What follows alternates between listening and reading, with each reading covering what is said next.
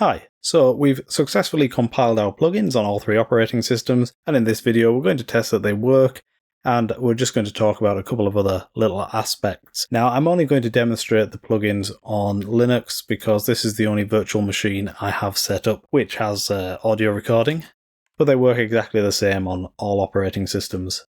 So I'm in Reaper and I'm going to add an instrument track, and I'm going to load in the Rustic Violin VST3.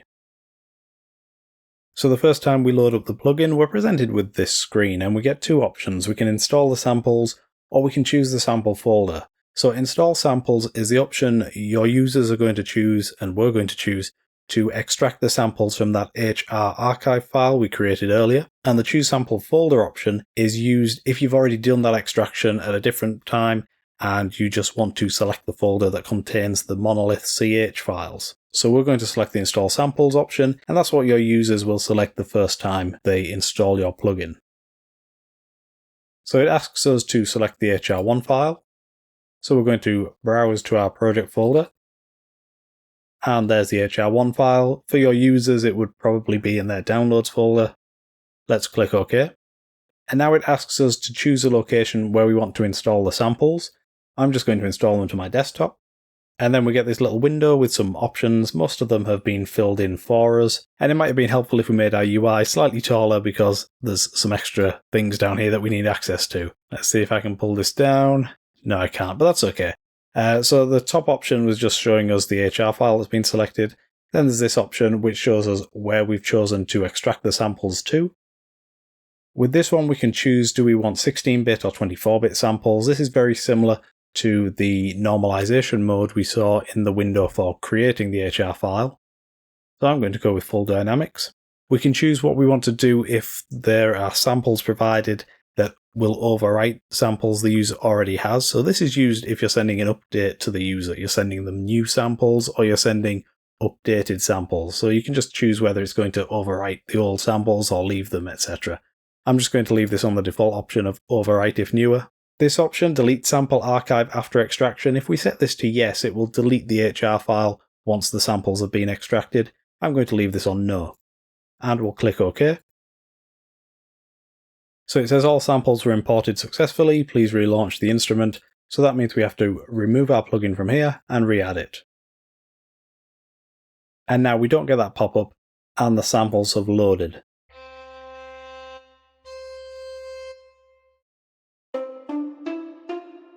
Perfect.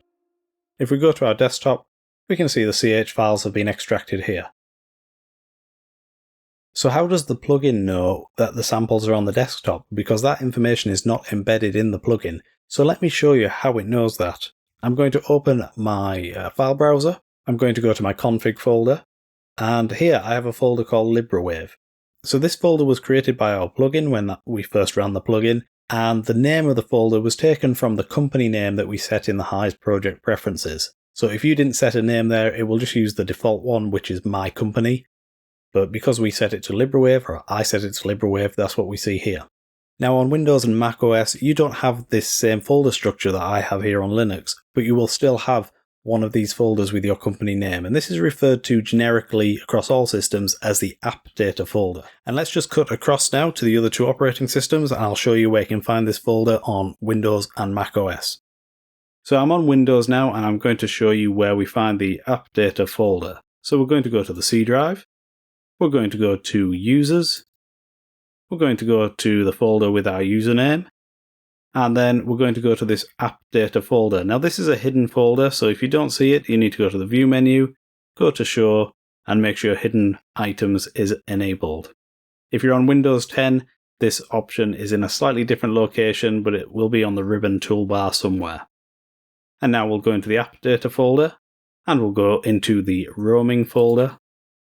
And here we can see the HISE app data folder with the various options for HISE there. And we can see the LibreWave folder. So for you, the folder won't be called LibreWave. It will have whatever name you set as the company name in the HISE project preferences.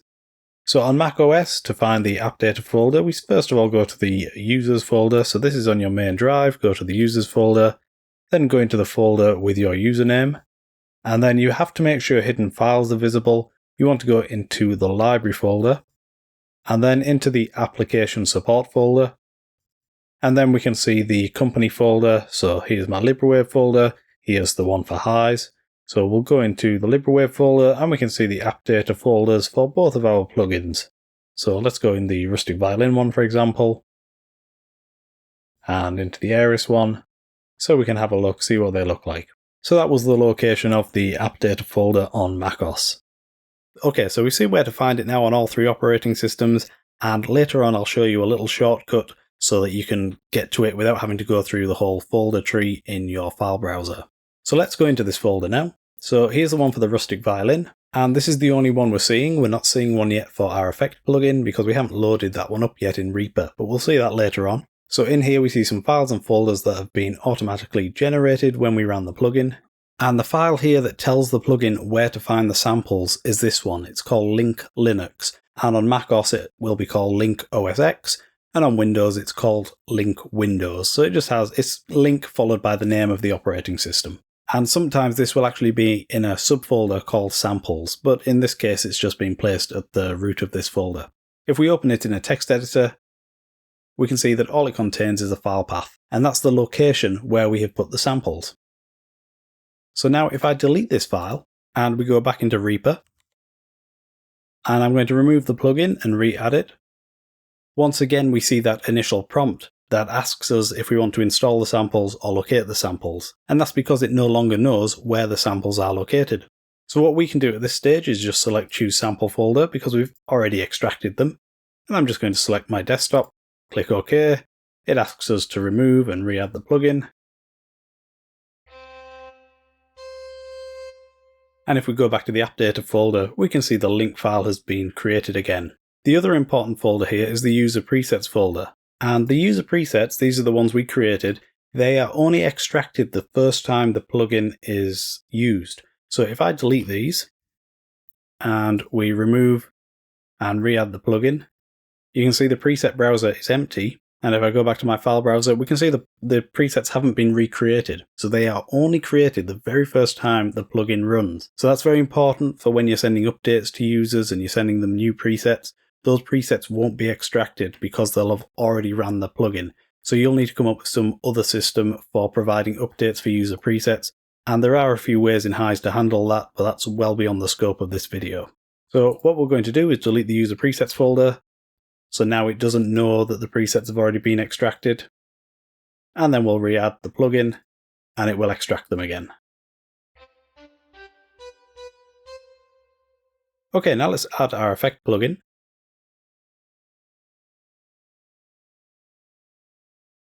And there it is, so that works nicely. So now we're feeding the output of the violin into Aeris. Let's turn off the reverb in the violin.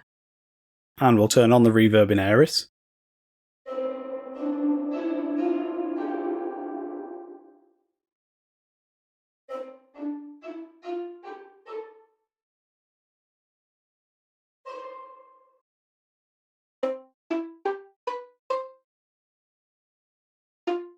And that works nicely, the two plugins play well together. So we can see they both work exactly as expected. Okay, I'm going to show you a quick shortcut to get to the app data folder no matter which operating system you're using. So if we go back into HISE and open a project, so we'll open the Rustic Violin, go to the File menu and select this option here, Show Project App Data Folder in File Browser. And there we go, it takes us straight to the app data folder. Now in my case it's gone into the subfolder of expansions that's in here. That doesn't happen on macOS and Windows, it's just a little quirk of Linux. But we go up one level and we're in the app data folder.